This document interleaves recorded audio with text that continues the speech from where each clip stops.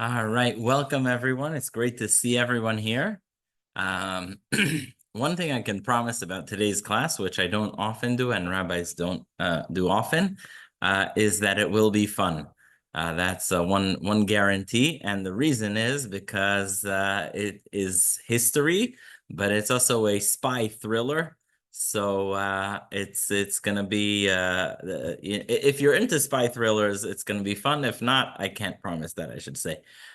So let's dive right into it. And the person today is really someone who did not want to be remembered, who did not want to be spoken about. And her name is Yehudit Nessyahu. And if you Google her name in English, almost nothing comes up. If you Google it in Hebrew, a lot more comes up. But in both languages, it's nothing close to what what there is to be known about her.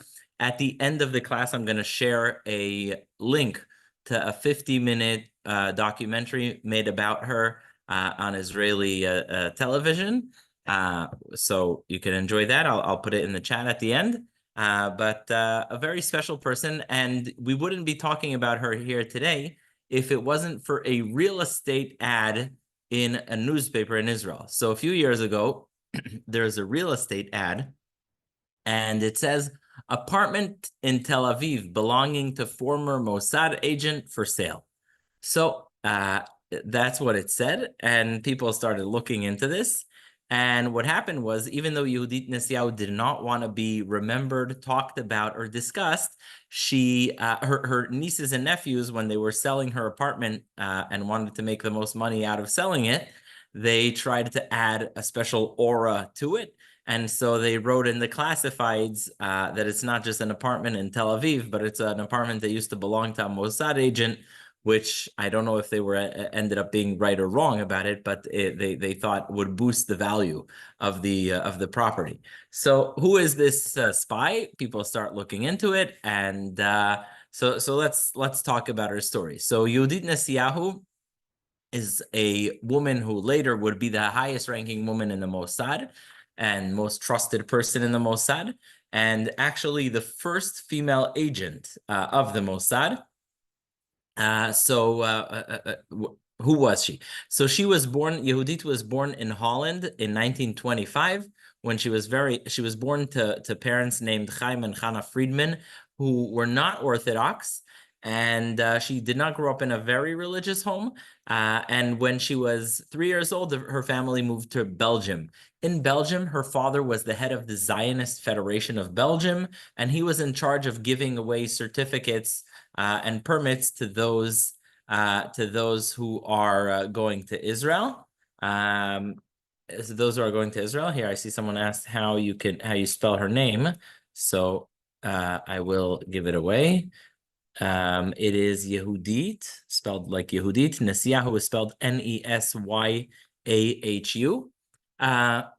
So her family in Belgium is a very Zionist family, and her parents are very active with moving people to Israel, giving out certificates.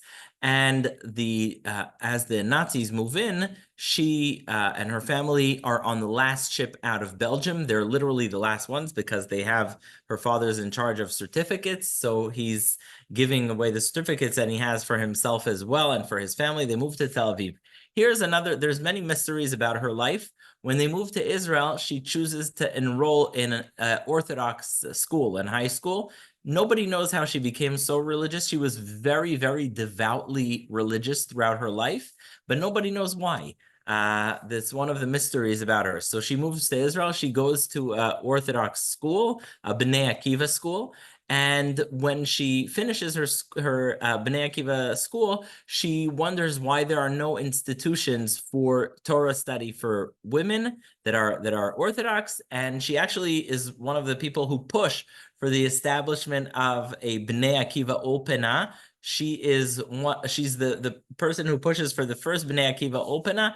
Again, you will not see this information on Bnei Akiva's website or anything because she simply didn't want to be published she didn't want to be publicized. Everything about her we find out from other sources, but she's the one who pushes for Bnei Akiva Upena for women, so that women also have learning opportunities. Then she goes on, has a pretty usual Israeli early late 1940s, early 1950s life. She joins the IDF. She fights in 1948. She goes to Hebrew University. And meanwhile, her father still works for the Jewish Agency and works in Aliyah.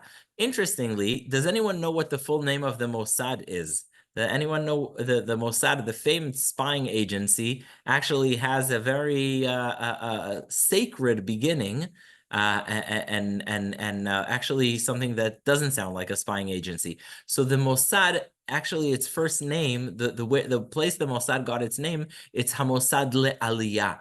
The number one job that the Mossad had in its birth was to bring Jews from other countries to Israel. It's Hamossad LeAliyah, the institution for Aliyah. And the reason they became so good at clandestine operations is because right after the state was born, they were charged with bringing Jews from Iraq, from Syria, so all these things required like underground type of activity.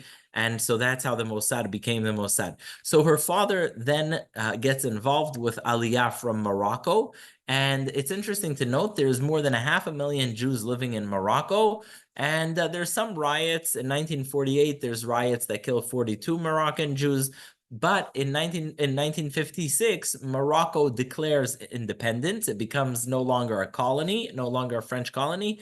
And the king says, the Jews are my sons, just like the Muslims are, and no Jew should be leaving the country. And he makes it illegal to leave. Now, it sounds a bit like Fiddler on the Roof when he asks him, what blessing do you make on the Tsar? And he says, may God keep the Tsar far away from us. Or there's a joke about a Jewish child in a Russian school. And someone comes over to the classroom and says to the classroom, he calls him, Moshe Friedman. Yeah. Who's your mother? He says, Mother Russia. Who is your father? He says, Stalin. And what do you want to be? He says, an orphan. So that's sort of when the king of Morocco says, the Jews are my sons, and therefore Jews are not allowed to hold passports and not allowed to leave the country. The Jews don't exactly take that as a compliment, and they start looking for ways to get out. Problem is, it's illegal to get out. And so this is really the first time that Yehudit is recruited as an undercover agent, because she speaks many languages. She was born in Holland, so she speaks Dutch, Flemish, Yiddish, German, English, and all of them she speaks extremely perfectly with the perfect accent and everything. And so she comes to Morocco as a Dutch woman. I don't know the history of Indonesia, but she comes as a Dutch woman that's fleeing Indonesia. I guess that's where the Dutch used to be, and she's out, she's done with it. And part of her act was behaving in a very flagrant way. So you would never think a spy is doing crazy things out in the public, but that's what she did. So she was very ostentatious. She would go out to the market. She would speak loudly. She would sing to herself. Basically, the last thing you would expect a spy to do, that's what she did. And so no one suspected that this person who's completely eccentric is a Mossad agent. And so this is her cover. And she starts meeting with Jewish communities, rabbis, and working out ways to get people out of Morocco. Interestingly, she makes friends. She befriends the head of the police, similar to Recha Sternbuch. She befriends the head of the police in a city that borders with Algeria. And she sits and she talks to him. And she tells him that she had the honor of studying with Professor Martin Buber. She studied in the Hebrew University, which is true. She told him something that was true. And he, for some reason, I don't know why, he was like, my goodness, you studied with Buber. He's my biggest hero. And so she would go to his house, talk about Martin Buber. And while they were schmoozing, for some reason, he let her use her stamp to stamp passports. So she would come with boxes of passports. I don't know why he didn't have more questions about this, but she would stamp the passports while they were talking about Martin Buber, and this way she got many thousands of Moroccan Jews out of Morocco and helped them make Aliyah. So that was how she completed her first mission and got many thousands of Jews out of Morocco. In the end, obviously she wasn't responsible for all of this, but in the end, 500,000 Jews ended up leaving Morocco and moving to Israel. So that's an extraordinary accomplishment right there. While this is all going on, the Aliyah is transferred to the Mossad more and to the away from the Jewish agency. The Jewish agency starts becoming like what you and I know today, something that's not necessarily involved in clandestine operations. Since she's been swapped into the Mossad as part of her work for Aliyah, the next task, what's the next task of the Mossad historically? Does anyone know? After they worked on bringing Jews from Arab countries, well, first they worked on bringing Jews from Europe, then they worked on bringing Jews from Arab countries, and the next thing that they worked on was Nazi war criminals, revenge.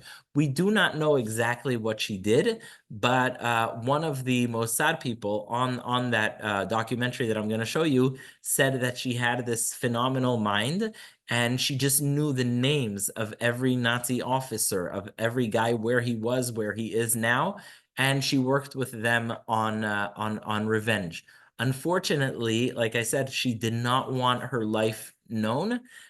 In fact, towards the end of her life, a close family relative asked her, "Can I write a documentary about? Can I write a biography of yours?" And she kept saying, "Asurli." Forbidden. I don't know why. I don't know what forbade her, but she refused to her last day to have anything documented. So we know that she did work on punishing Nazi war criminals. We know that she had a phenomenal memory, but we don't know, what exactly she did. What is extraordinary also about her is that throughout her term, she was strictly Orthodox. She did not eat anything that isn't kosher. She, obviously certain times she would have to give that up in certain situations, but she is very strictly Orthodox, and that's just a phenomenal thing. She didn't grow up in an Orthodox home, and somehow throughout her life, she was very devoted to halacha and to Judaism and to Orthodox Judaism. Now, in 1960, she gets a phone call from someone she knew, her boss. His name is Isser Harel. Does everyone know who Isser Harel is? A very special man. He's the head of the Mossad at the time. Short little guy, not very James Bond looking, but nonetheless, he was the Jewish people's James Bond. And she gets a phone call from Isser Harel. I don't know what she was doing at the moment, but Isser tells her, come to Argentina. She gets on an airplane. I see some of you see where this is going. She gets on an airplane to Argentina. She lands there, and Isser tells her, we captured Adolf Eichmann, and we need you as our cover story. And we need you to help keep the house up. And they actually were planning for Eichmann to stay in Argentina for a long time. They didn't think they would be able to get him out as fast as they did. And they needed her. So why did they need her? Three reasons. Number one, she had a very Aryan look, and especially in Argentina of that time where many people were Germans. So she had a very Aryan look. She spoke Dutch, she spoke Flemish, she spoke German. And so it was very important for her to be there. And so she is, she's now part of the team. She is their cover story. There's, in addition to her, there are 10 men. And she's supposed to be pretending to be married to a guy there named Yaakov Medad. And she every day sits outside of the house for a few hours with a cup of tea, looking very European, very bourgeois, nothing too exciting happening inside of this house. And she was the cover story. Now, I think part of the focus of this is to speak about the role of women here. And if you just can stop for a moment and think for yourself what it means in the year 1960, where women's rights are not near where they are today, and she's working with a team of 10 other men on the Mossad's #1 mission, just to stop and think what that meant is extraordinary. piece. I think her name in Isser Harel's book is Dina Ron. He speaks about a woman in his book. That's her, and she kept strictly kosher even during this mission. So all she ate was bread and hard-boiled eggs. One day, one of the agents felt so bad for her, he went somewhere and bought corned beef or smoked meat that was kosher, but she couldn't. There was no kosher pot. She was so religious. There was no kosher pot. She wouldn't eat it. So for weeks, she basically lived off of bread and eggs. And she was there. Now, it's very important to note, I want to talk about this because this gives us a glimpse into the people who captured Eichmann. She had her whole family killed in the Holocaust, meaning except for her immediate family, parents and siblings, everyone else was killed in the Holocaust. And here she is taking care of Eichmann. And this is an experience she did speak to her family about and friends. And I just want to share of some of that. So first of all, she was in charge of making all the food. She had to clean all the dishes. And can you imagine having to make food for someone who killed your family? And she said that after the first time she first served him, she couldn't touch the dishes. She just had to take them somewhere else. She couldn't touch the dishes that he ate from. Another very interesting moment is that she was in charge of shaving him because they couldn't give him a knife. He had to be kept up. Remember, they smuggled Eichmann out of Argentina looking like a tortoise. He couldn't look like unkept. And so her job was every day to go in with a knife and shaving cream. And she always said all it would take for her, it was so tempting to slit his throat, would be just a little accident with that knife, and she could slit Eichmann's throat, who is responsible for killing her family. But that was her temptation. She also said she was tempted to poison him. The thinking of the Mossad at the time was not to let anyone with Holocaust victims who are relatives to come close to Eichmann, but she was who they had, so she was there. She's there. It's also interesting if you look at who took care of Eichmann once he arrived in Israel. They had Yemenite Jews take care of him. I think there's even a movie about the Jew that took care of him.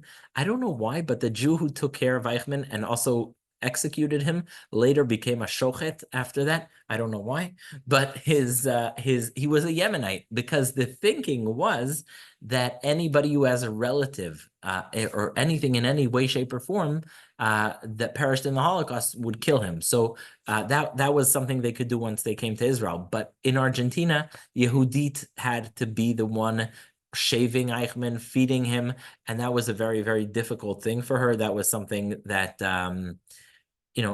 not easy. Now, I'll tell you something very interesting. They asked her, Yehudit, what bothered you most about the guy? What do you think she said? What bothered her the most about Eichmann? Interestingly, she said, we and the other people also who had relatives who were killed in the Holocaust, we wanted him to be a monster. To quote her, she said, we wanted him to be some kind of Genghis Khan. We wanted him to be, Godzilla, a monster, something horrible. And they were so pained that he was such a nothing and a nobody and a little garnished of a bureaucrat who was just so petty and so meaningless. And to think that your family was killed by some little creature who's just nothing, a nobody, that bothered them the most. They said, we wished we can look and see someone extraordinarily evil and capable in his, but he was a bureaucrat. He probably was right that he may have not killed someone with his, I think that's not obvious, but he's not the one who killed with his hands. He definitely was not a strong person. He was a garnished, a nothing and a zero. And that bothered them, because to know that your family was killed by someone who was such a nothing hurt her a lot. Another thing that is not elaborated upon, but you have to take the word of the people who were part of the operation. She played a key role in getting Eichmann to the airplane. That wasn't an easy thing. They had to get him while he was half conscious, and they had to get him onto an airplane past passport control and what have you not. And so he was dressed as a stewardess, as a El Al stewardess, and she played a key role in that most difficult part, meaning getting him from the house, the safe house, and getting him onto the airplane. So she played a key role in that, but we're never going to know what exactly she did to get that. But Ronen Bergman, who wrote the book Rise and Kill First about the Mossad, he says that she got him to the airplane. Interestingly, when the time for the trial came in Jerusalem, for Eichmann's trial, everyone that was on the team that captured him, everyone wanted to sit there inside of the room. So if you were on that team, they gave you permission to come into the room, but they didn't let you sit together. So they all had to come separately, sort of like what it says about Yosef's brothers. They all had to come in separately from different directions, so it's not something that raises suspicion. But she comes to the trial, and that was really probably the biggest story she was involved in. By a raise of hand, does anyone know the story of Yosale? Eifo Yosale, Yosale Schuchmacher. Has anyone ever heard? I see one person. All right, so this is a story that shook Israel, and everyone who lived there at the time knew about it, but it's a painful story. I give you the background. It's such a big story that it shook Israel, and we're going to see that Ben-Gurion got the Mossad involved because he thought it would create a civil war in Israel. And it's also important to think about this, when you see what's going on now and in the past year and a half in Israel internally, to see the greatness of Ben-Gurion and how he was afraid of such things. And so I'll take a step back. In 1957, the Polish Soviet government gave permission to 35,000 Jews to move to Israel. This is 1957, very early. 35,000 Jews go. It was called the Gomulka Aliyah. It was a certain deal, and they come to Israel. Part of this deal, there's a little kid named Yosale, and his parents come, as well as his mother's father, who comes from being expelled to Siberia. He's a Hasidic Jew, and he spent time in Siberia and lost his eye because he was so devoted to his faith. One day, this Hasidic Jew's daughter, who came from Soviet Russia, Poland, says, you know what, we're going back to Soviet Russia. We actually don't like it in Israel. So you can imagine what a Jew who just experienced the horrors of the Gulag and did everything, was willing to sacrifice his life to keep his Judaism, thinks when he hears that his grandson is going back to Soviet Russia. And additionally, people from the Haredi community in Jerusalem told him that his son's going to be sent to Shmad, which can either mean conversion or just to be completely lost to the Jewish people. Here's where it gets very complicated. The mom comes to the grandfather. Oh, I should add one more detail. The mom had the grandfather raising Yosale for economic reasons. She couldn't raise him. And so one day she comes to the grandfather who is raising Yosale, and she says, we want to go back to Soviet Russia and take the child. She shows up the next week. The child is not there. She asks him, where's the kid? And he says, I don't know. He's gone. And that is when the Yosale story erupts. What do you mean? She calls the police. They can't crack it. This is while Neturei Karta, which are today very infamous, but back then were not actually as bad as they are today. Neturei Karta starts, for those who know the names, Amram Blau was married to a French convert. Her name was Ruth Ben David, and he founded Neturei Karta, which we know today are really a horrific organization. Those are the ones you see at protests, with Palestinian flags, signing against us. But again, back then it wasn't nearly as bad as it is today. Anyhow, Neturei Karta and the Eda Haredit in Jerusalem smuggle the kid, and they smuggle him from place to place, and the police cannot find the kid, and it becomes a point of friction between religious and non-religious Jews.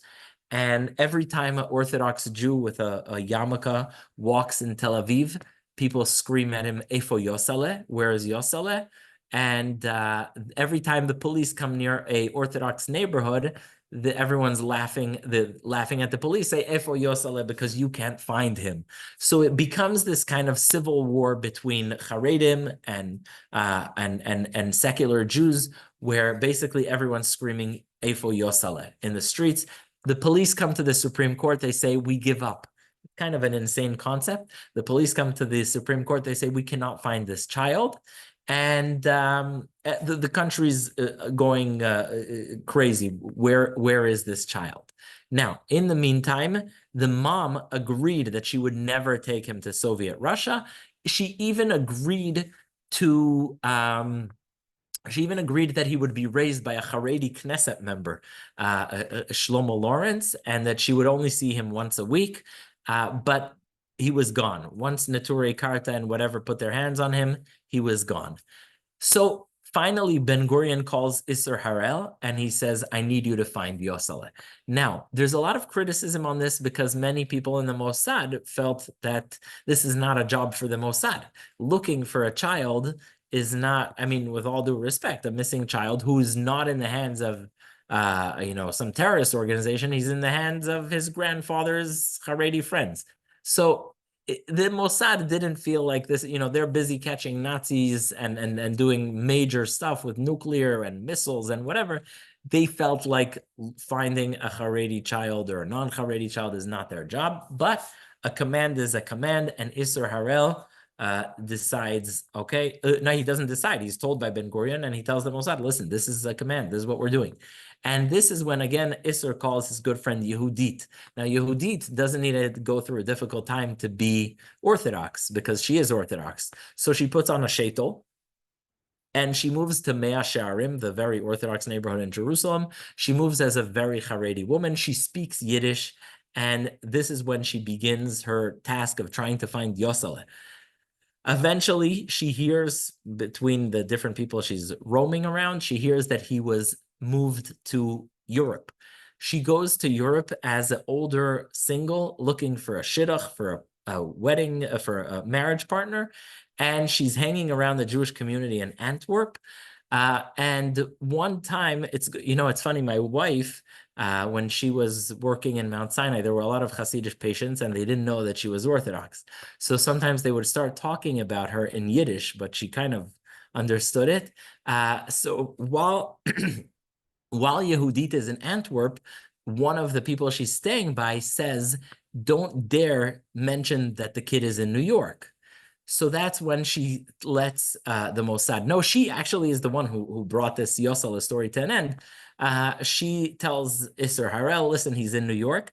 I'll tell you a very interesting thing, because the Mossad then shows up in New York. It's much easier to find him. He was hiding in Williamsburg with a Satmar family. And the name of the family is Gertner.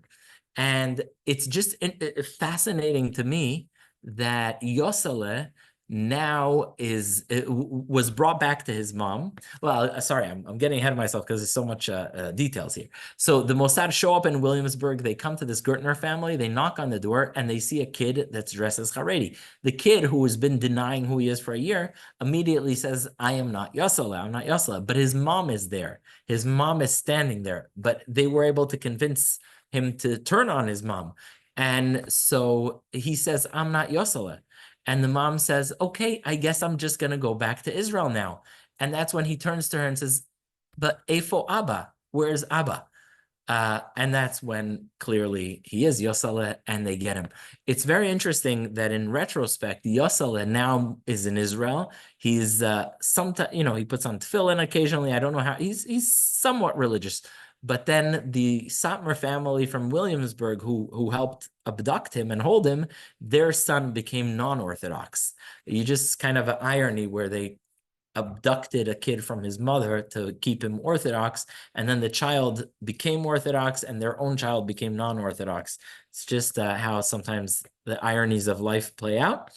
But eventually, this is another very successful mission of hers, where she's the one who finds the tip about Yosele, and she goes back to Israel, waiting for her next phone call from Isser Harel. Meanwhile, she's working in the Mossad. We don't know what she did exactly, but her next big story is the Lillehammer affair. What is the Lillehammer affair? Does anyone know what the Lillehammer affair is? So I'm sure many of you know about Golda Meir deciding that any Palestinian terrorist that took part in the Munich massacre, in the Munich Olympics, is going to be killed. So that was Golda Meir's policy, that anyone who partook in killing Jewish Israeli athletes at the Munich Olympics, which were, correct me if I'm wrong, 1972. Am I correct there? Yeah.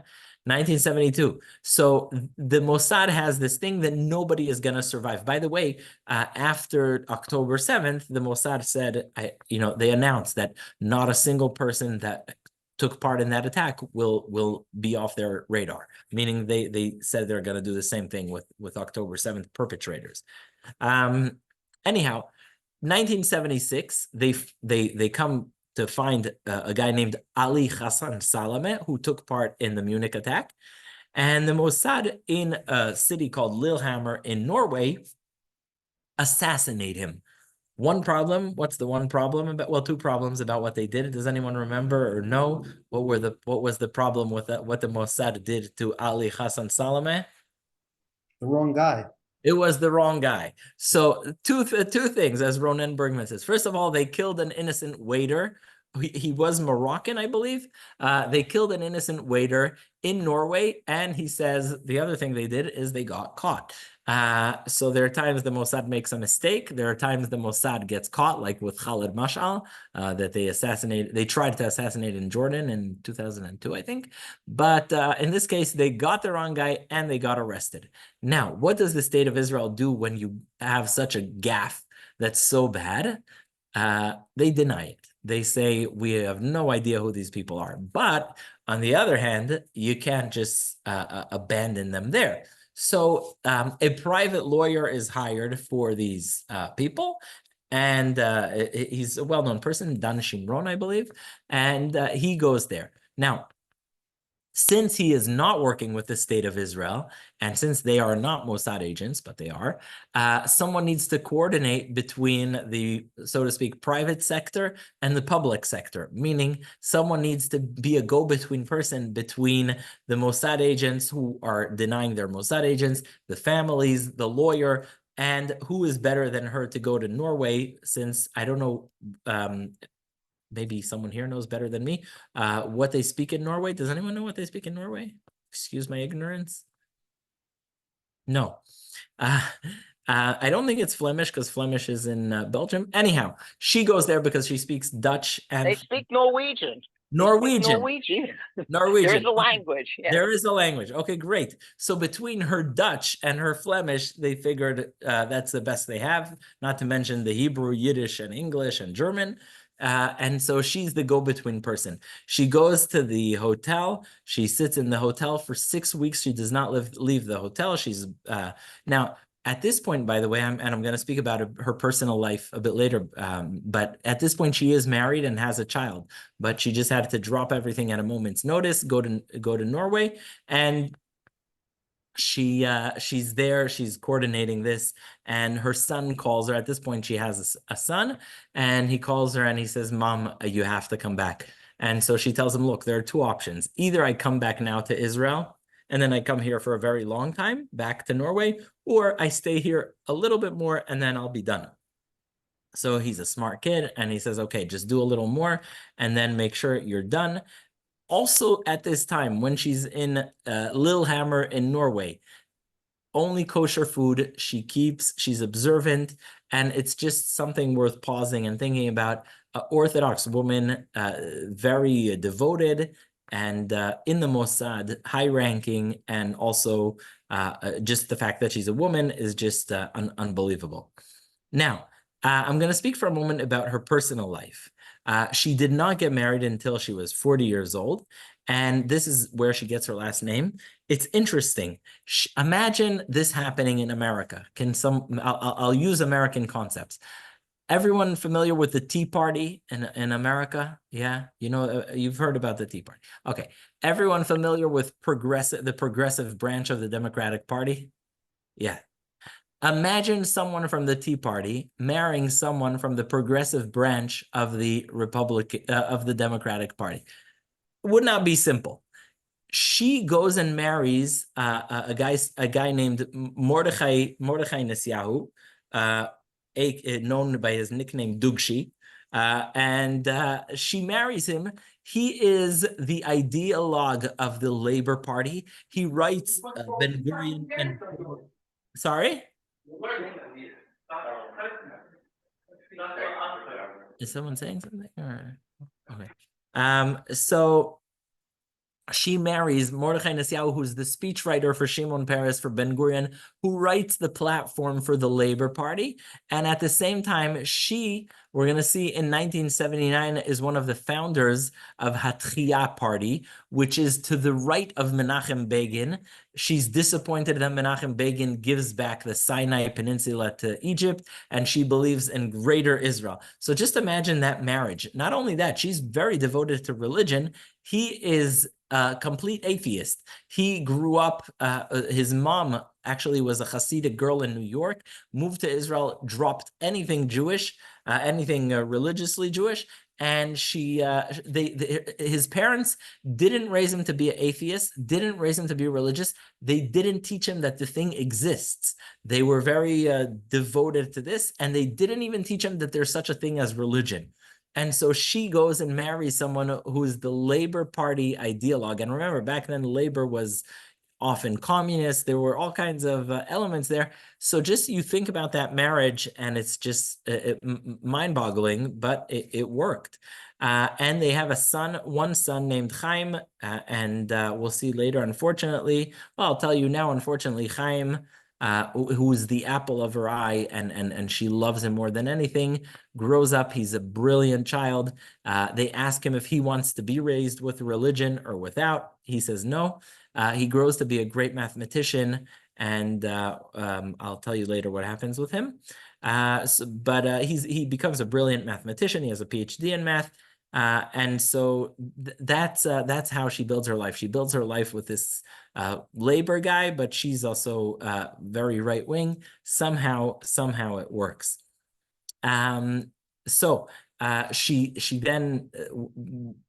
Sorry, I'm going to add what happens. He then becomes a professor of math. He's a PhD, and he goes on a trip with his girlfriend to Nepal. And there's a thing, I wasn't familiar with it before this, but sometimes when people go climbing on a very high mountain, like the type of the Everest, and they come down, they get a stroke. There is such a thing that when the levels of oxygen vary like that. And while he's sleeping, he has a stroke while he's mountain climbing. And a year later, his father died, and 3 years later, she dies because this was their only child. She had him at the age of 41, and he was just everything that she had. And she would go once a year to, and whatever was left of her life, she would go to Nepal to the place. She never recovered. No one recovered from the loss of that child, of their son Chaimi. And a lot of the testimonies about her come from his friends, because he was the only child, but her house was open to everyone.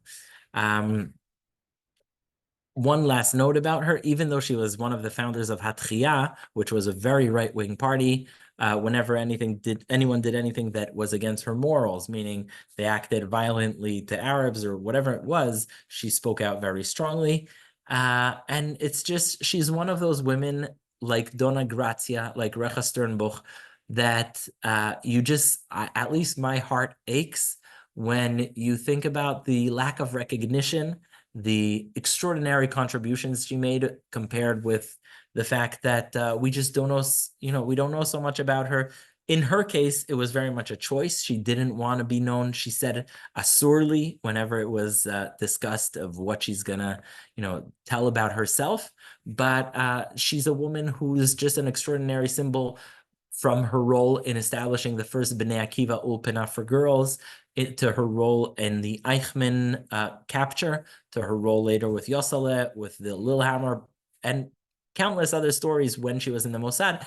It's interesting, Ephraim Halevi, who's an Orthodox head of the Mossad, speaks a lot about her because she really paved the path, A, to women in the Mossad, and B, to Orthodox people in the Mossad. And the fact that you have today in the Mossad even ultra-Orthodox women is very much thanks to her.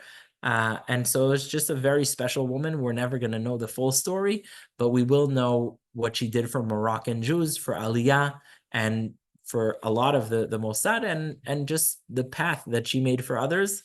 It's sad that her life ended on such a bitter note where she lost her only child, and just she couldn't recover from that, and her husband also died a year after. But now I'm going to take questions.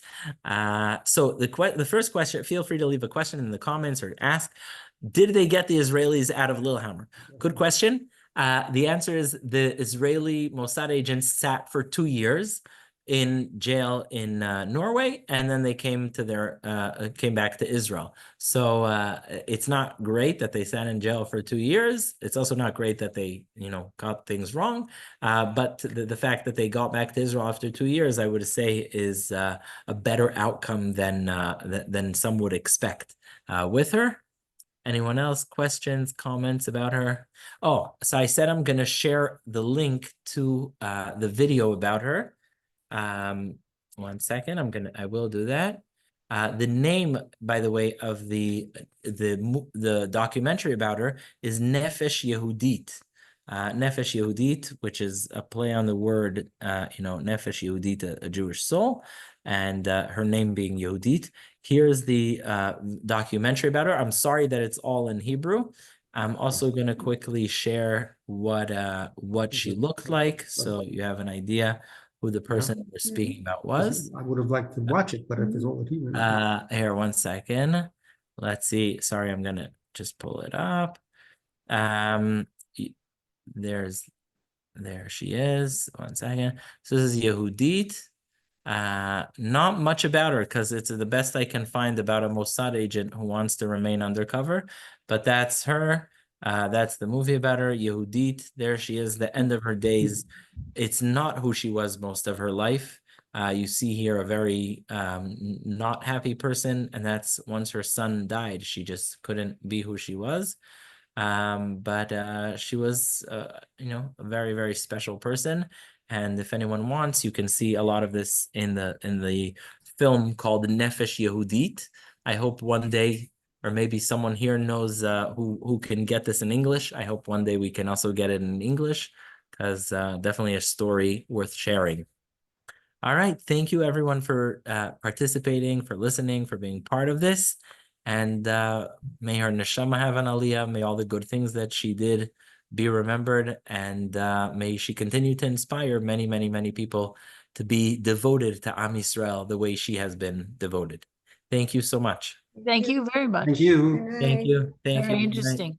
Thank you. Thanks a lot. Thank you.